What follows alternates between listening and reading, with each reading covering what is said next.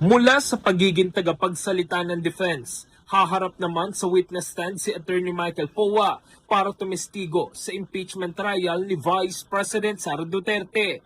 Ito ay matapos silingin ng prosecution sa Senate Impeachment Court na ipatawag siya bilang witness. In order to maximize the schedule that is given to us by the I was Honorable about to ask Impeachment that. Court for September 2, that is next Wednesday, Your Honor, we would like to respectfully move for the issuance of subpoena ad testificandum to Attorney Michael Wesley T. Powa.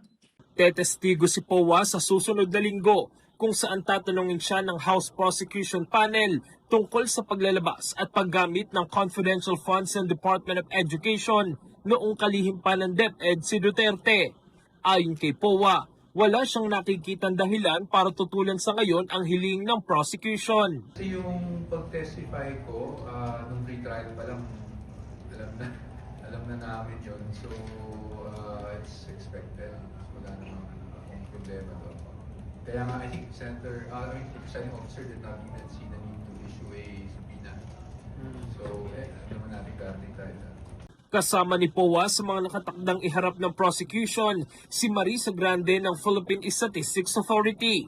Samantala, hindi na ihaharap ng prosecution si Major General Adonis Bahaw bilang witness. The address given was not received by the Armed Forces of the Philippines. He is retired.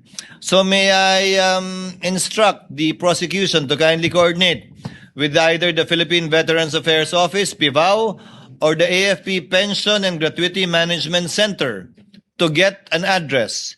Sinabi ni Senate Impeachment Court Presiding Officer Senator Chis Escudero na maaari siyang unahing ipatawag sakaling hindi makadalo ang dalawang witness na nakatakdang tumestigo sa September 1. Given that Attorney Powa is here and more than willing to testify as intimated earlier, then we jump to Attorney Powa. Should the other earlier two witnesses fail to appear on September 1. Sabi pa ni Escudero, hindi na kailangan pa maglabas ng subpoena para kay Powa dahil nagpahayag na siya ng kahandaan tumestigo. In the heart of changing lives, ako sa Brigada Jico Custodio ng 105.1 Brigada News of Manila, the Music and News Authority.